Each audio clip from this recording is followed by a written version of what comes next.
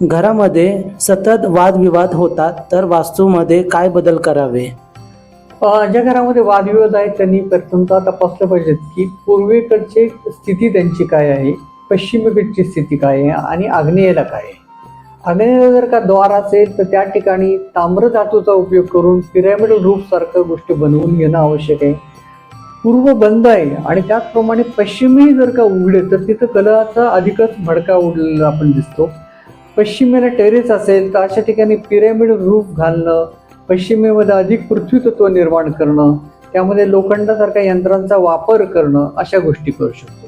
पूर्व बंद असेल तर पूर्वेकडं एखादा मिरर पॅनलिंग, जे का आरसा आपण ज्याला म्हणतो, तो आरसा लावून घेणं आवश्यक आहे.